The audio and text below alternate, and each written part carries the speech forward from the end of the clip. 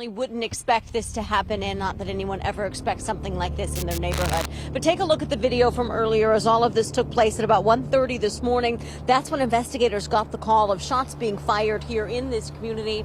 When they arrived, that's where they found the two men. They could not be revived and unfortunately were declared dead here on the scene.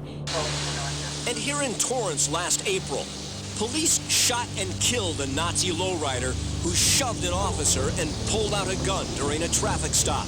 Tuesday, officers displayed the wide-ranging gun assortment taken during the enforcement. From July through September, officers used technology, informants, and various partnering agencies to temporarily disrupt gang crime.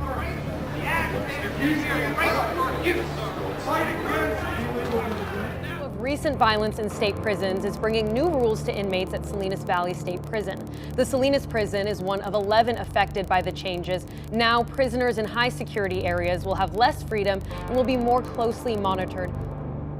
It's the morning of October 23rd, 2025 at Salinas Valley State Prison in Soledad, California. Nestled in the large, barren, dry farmland in central California is the small town of Soledad with a population of 26,000 residents, many of whom are employed by the California Department of Corrections. Salinas Valley, like many of California's prisons, is home to a series of violent, racially segregated gangs, and as a result, is oftentimes home to infighting, race riots, and corruption between guards and prison officials. Locked up at the institution is Todd S. Morgan, known by the nickname Fox, who'd been serving a life sentence since 2002 as a third strike convicted offender and was serving another 22 years on top of it for trafficking methamphetamine and heroin out of Salinas Valley. He was one of many top-level leaders within the Aryan Brotherhood prison gang, a violent drug trafficking organization that formed as a result of prison desegregation in the early 1960s. The Brotherhood is known, among other things, for their crude tattoos, organizational structure, and inter-prison violence between rivals and members. The far majority of Brotherhood members are locked up for various crimes, including robberies, murders, and most of all, methamphetamine abuse and trafficking. And Morgan, unknown to him and to prison officials, was now on the chopping block. As he walked the yard that morning at around 9:50 a.m., convicted murderers and Aryan Brotherhood members Todd J. Givens, Robert England, and Ray N. Waldron swarmed Morgan and chopped him up with prison-made knives. He was declared deceased just 10 minutes later, and the trio were arrested within the prison for murder. Morgan's stabbing was a part of a much larger conspiracy within the Brotherhood and was timed with a wave of trials that put the gang's three-man leadership panel in federal prison for life. Matthew Gagliotti, the U.S. Justice Department's Criminal Division supervisor, told the court, quote, "The convicted defendants led a notorious prison gang that committed ruthless murders, widespread methamphetamine trafficking, and perpetuated a culture of mayhem, fear, and disorder within the prison system that bled into the outside world." Morgan was dead, and his killers didn't care that they'd done it in broad daylight or that they were caught. All three of them were already serving several life sentences for murders committed years ago out on the streets and were willing to take the rap if it was for the gang. Morgan was just another victim in the world of the California Aryan Brotherhood.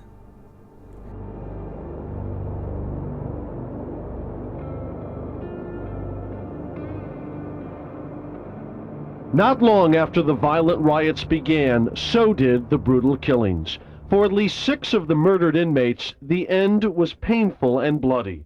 These autopsies, released just hours ago and obtained by Channel 9, reveal a chilling pattern of homicide.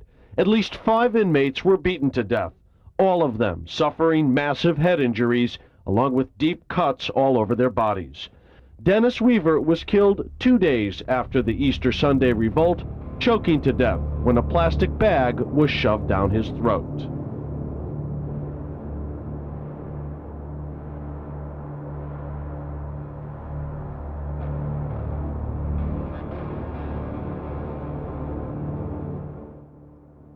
The Aryan Brotherhood sits at a unique spot as one of the smallest but most powerful prison gangs across the United States, with operations both behind bars and on the streets. Offshoot gangs, including the Order of the Blood, the Nazi Lowriders, and Public Enemy Number 1, all answer to the Brotherhood as the overseer and parent for most skinhead and Aryan gangs across the United States. The Aryan Brotherhood formed in the 1960s among California's prison yards at San Quentin due to the then recent desegregation of the US prison system. Strikes took place between the Brotherhood and the Black Guerrilla Family and La Nuestra Familia, inciting race wars in California's prison yards, namely in the southern part of the state.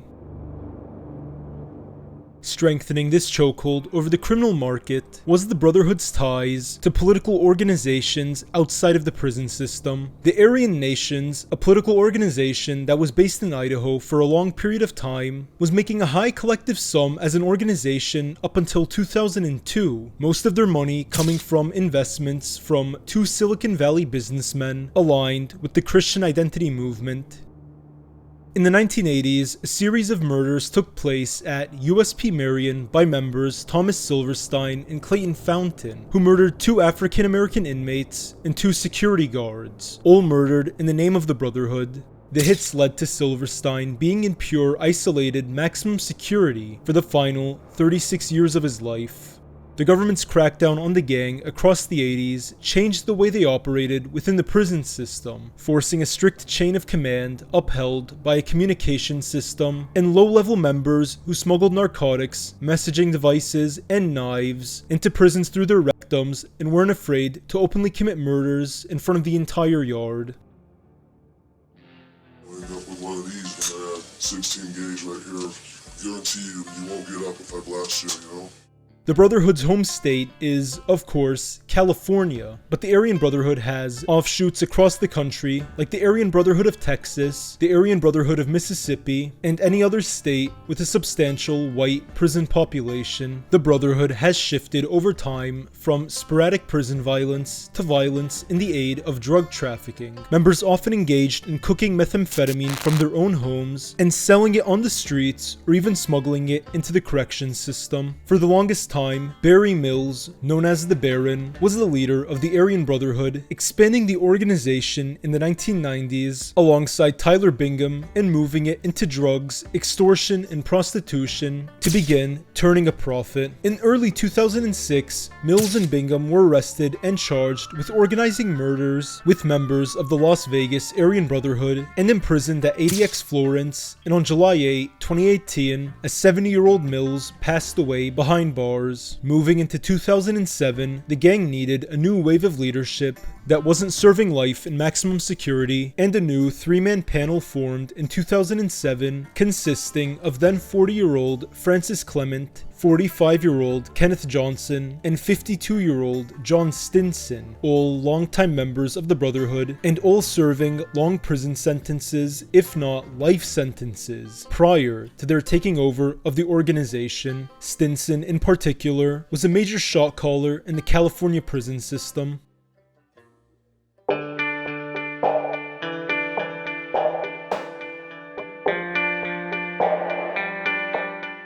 Back in 1979, a 24-year-old Stinson stormed a Long Beach home with Mexican mafia member Daniel Grajeda. Alfredo Armijo owed the pair heroin that he wouldn't give up, which is considered a grave disrespect within the gangland world. After storming the home, Stinson and Grajeda forced Armijo and his girlfriend at gunpoint to a home across the street where it was believed Armijo's dope stash was hiding. Grajeda then realized the police had been called and were actively on their way, and while Stinson was holding a gun to Armijo's head, he shot him in the middle of the street. That one violent night led to Grajeda getting a 29 to life sentence and Stinson getting life without parole. His descent into the gang continued when he formed the Nazi Lowriders, an armed gang for young Aryan Brotherhood recruits. Stinson recruited young skinhead gangsters at the youth training school in Chino to kill and move drugs for the leaders of the Brotherhood. As Lowriders members grew older and some were released from Chino, they brought their gang to the streets of Los Angeles and small, poor towns across central California. Stinson rose fast within the Aryan Brotherhood as a result, but in January of 2007, a 52-year-old Stinson was convicted alongside Robert Blinky Griffin for ordering 6 murders, 3 attempted murders, and running a drug network from behind bars. Barry Mills, Tyler Davis Bingham, and Edgar Wesley Hale had just received life without the possibility of parole for their role in the murders as well. The murders included that of Frank Joyner and Abdul Salam, members of the rival gang the DC Blacks, who were murdered at FCI Lewisburg back in 1997 by Brotherhood member Edgar Hevell. Stinson, already facing a life sentence, got an extra 20 years. Kenneth Johnson, the second member of the Aryan Brotherhood prison panel, was convicted in 1996 at the age of 34 to life in prison after attempting to kill a sheriff's deputy in Madera County. He was a lifelong delinquent who, in 1994, was reported to police after acting suspiciously with a concealed knife. The deputy arrived on scene, and Johnson shot him several times but missed every shot. He was then sent to Pelican Bay, one of the state's harshest prisons and a hub for the Aryan Brotherhood. Francis Clement received life in prison at the age of just 18 in 1980 after slashing his friend's throat on a road trip to Las Vegas. Him, his friend, and 2 girls had stopped along the way at a motel in Sacramento. On the night of their stay, Clement got drunk by the motel pool and returned to the room only to find his friend raping one of the girls. He then slashed his throat and killed him right there in the motel. He was hauled off to Vacaville State Prison, joined the Brotherhood after slicing an informant's tongue out, and rose the ranks over the 90s.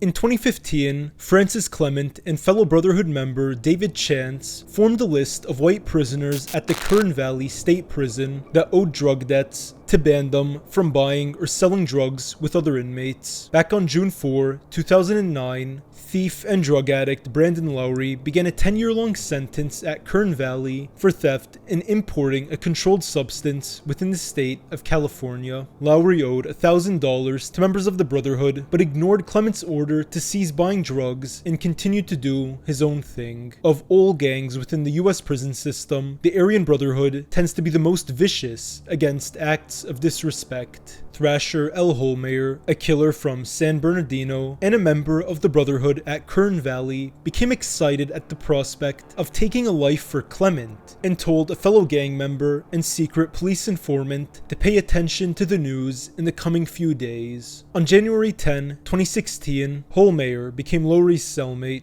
On the night of January 4, officers found Lowry unresponsive in his cell and declared him dead at 9:17 p.m. Also locked up at Kern Valley was 48-year-old Robert Hargave, who in 1991, at the age of 19, was fired from his job as a newspaper salesman and desperately needed money to repay his father for a car loan. On June 16, 1991, he stormed an adult bookstore in the Inland Empire and shot 23-year-old Nolan Henry Purvis to death in a robbery gone wrong. Hargave made off with the register that had a measly $140 in it, threw it into a ditch, and ran to join the Navy. He confessed the murder to his wife, who alerted authorities that found the .22 caliber rifle used to kill Purvis, as well as the register with Hargave's fingerprints on it, and arrested him in 1993 when his Navy ship docked in Concord, California. Also held at Kern Valley were Aryan Brotherhood killers Matthew Thornton and Michael Arzaga, and fraud artist Andrew Misfit Collins. Collins had a particular standing within the Brotherhood as, in 2019 and 2020, he ran a lucrative scheme with John Stinson to defraud California's Employment Development Program. Hargave found himself the victim of a violent murder plot when he attacked Misfit Collins for unknown reasons. Collins and Stinson then planned to kill Hargave and used Thornton and Arzaga as the killers. On the afternoon of April 30, 2020, Thornton and Arzaga rapidly approached Hargave on the Kern Valley prison yard and stabbed him in several vital areas. Just over an hour later, Hargave was transported to a civilian hospital and passed away at 2:40 p.m.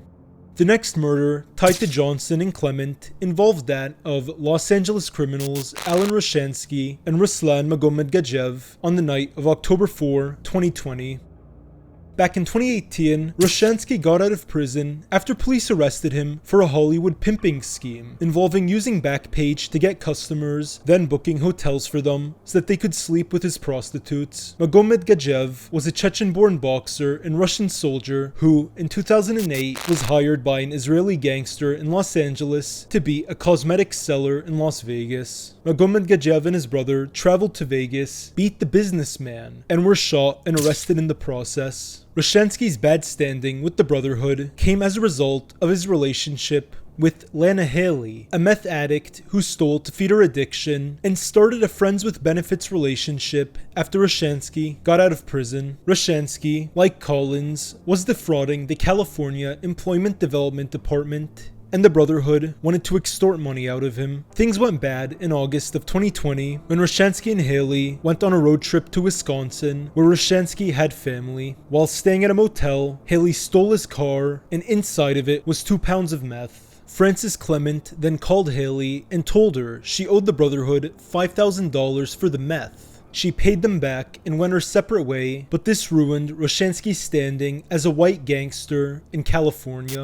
51-year-old Brotherhood member Robert Eversole was planning on extorting Roshansky, getting him to pay Kenneth Johnson in EDD debit cards, which would, in return, get him protection within the underworld. Eversole learned that Roshansky had the tattoos of a high-level Russian mobster and began running a background check on him, only to find out that he had no ties to the mob and had faked the tattoos to get respect. This, coupled with the meth robbery, led to Frances Clement telling Kenneth Johnson that Roshansky was disrespectful and had to be put down. As Johnson told Eversole over the phone, quote, "We're going to smoke his ass and take all of them cards."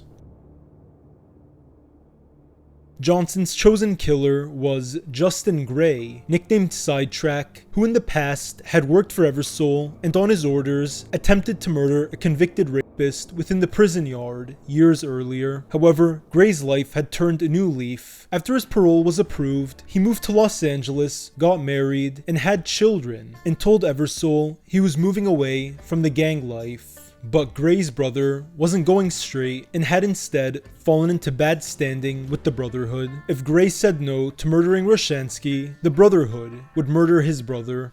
Gray then made a mistake that would haunt him 2 years later by bringing along his friend Brandon Bannock, known as Bam Bam, to help kill the pimp. Bannock knew he needed to help kill someone, but wasn't actually told how it would all go down. Roshansky was lured out to a meeting in Lomita on the night of October 4, 2020, under the pretense of handing over the debit cards. Bannock drove Gray to the site off Pacific Coast Highway and got out of the car to greet Roshansky, who was surprisingly accompanied by Magomed Gajev, and Gray shot both men to death point blank. But they didn't have the briefcase on them. Police discovered the bodies shot dead by the car that same night. A few days later, an anonymous tipster told local detectives that Gray was the gunman, and they arrested him within the day at a motel room in Ontario, where he was armed with several guns. He didn't speak and was let go. Eversole, however, grew nervous that Bannock, who wasn't a hardened gangster like Gray, couldn't stay quiet, and told Gray to kill Bannock next. In an ironic twist of events, 2 years later, Eversole would become a government informant. On November 20, 2020, police in Fresno County cracked down on a large-scale fraud ring run by a gang named the Fresnecs, which Eversole was a member of. Police Operation Lucky Charm tracked the gang starting in January of 2020 as they became engaged in murders, robberies, and kidnappings on the streets for the Brotherhood. They were most of all involved in arms trafficking and meth dealing. Another man involved in the Fresnecs was Todd Morgan and his right-hand man, Kenneth Bash, a young gangster who at the time was serving a sentence at Salinas Valley with Morgan. Bash had smuggled a phone into Salinas Valley to conduct business with non-incarcerated members, and officers discovered a plot by Bash and Morgan to bring in meth, heroin, whiskey, and cell phones into the prison. One Fresnec member used satellite images to make his way to the prison wall and threw a pillowcase over. In that case were 20 phones and SIM cards, a mobile hotspot, phone chargers, and several tools to charge and hide the phones. Another plot was exposed when ATF agents discovered that Bash and Morgan planned to murder a man who'd sexually assaulted a relative of a Brotherhood member. The member's stepson was tasked with killing the man, and Morgan got him a handgun in Stockton, California, where ATF agents made an arrest within the day. As Morgan, Bash, and Eversole awaited their trials, the hits on the street didn't stop, and the focus shifted to a 35-year-old gangster named James B. Field, nicknamed Suspect. Field was released from prison at some point nearing 2022, but not before visually showing his allegiance to the Supreme Power Skins, a white street gang in San Diego, by tattooing the numbers 1488 across his forehead and a swastika on his face. The Supreme Power Skins, like most white gangs in Southern California, answered to the Brotherhood. Field was put in the crew of Jason Weaver, known as Beaver, a Brotherhood member who made money from Field robbing and dealing drugs between San Diego and northern Los Angeles. A fateful partnership would take form in January of 2022 when Weaver sent Field to get money from a gambling house in Lancaster, where he met a 230-pound gangster named Michael Brizendine, aka Corn-Fed.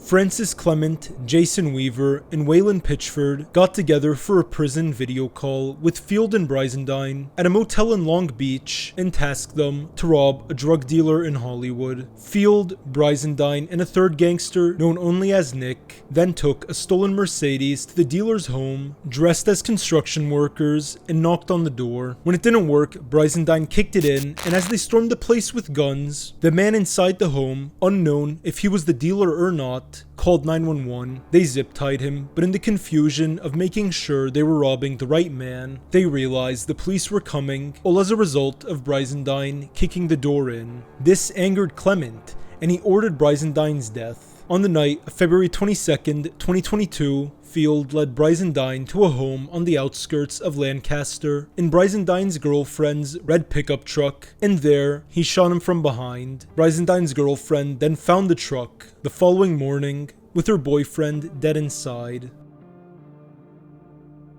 Less than 2 weeks after that, two members of Public Enemy No. 1, James Yeagle Jr. and Ronnie Ennis Jr., were tasked with kidnapping two criminals in Bellflower that had two duffel bags full of unknown items owned by the Brotherhood. The pair messed up the kidnapping, took the bags for themselves, and ran. Clement told Field over text, quote, "We'll have some fun. I think you need to dome somebody for me." On the night of March 8, 2022, Brandon Bannock, Evan Perkins, aka Soldier, and Field drove to Yeagle's home. They planned to clip the two at the home, but his girlfriend and children were there. Yeagle and Ennis assumed they would be beaten for breaking the gang's rules, so they surrendered the bags, their guns, and got into a car with Field.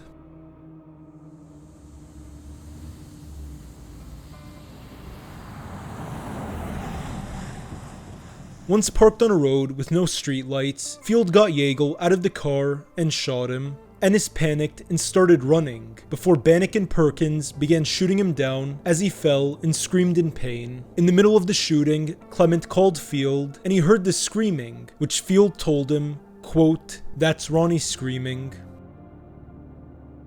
Things took a turn shortly after, less than 2 months later, when Bannock was arrested, pleaded guilty to 4 homicides, and agreed to stand trial against the Aryan Brotherhood. That soon led to a domino effect of informants within the gang, including Field, who began implicating the top leadership. Eversole, who'd been rounded up in the Fresneck bust in November of 2020, was offered a rare chance to leave the gang life. He had crucial information on the murders of Rashansky and Magomed Gajev, and if he testified, his wife and daughters would have their gun-running charges dropped, and he'd be released into general society. Bannock, Field, and Eversole all agreed they didn't want to spend their lives behind bars for the Brotherhood, and as Bannock put it simply, he realized these weren't the kind of men he wanted to spend his life with. In 2022, Clement, Johnson, and Stinson were all charged with overseeing a drug enterprise from behind bars and with ordering several murders. In January of 2025, Eversole testified against the 3 leaders of the gang, and on February 14, they were sentenced 2 additional life sentences on top of the ones they were already serving, and will likely be transferred to federal maximum security institutions instead of the California state prisons they're currently residing in.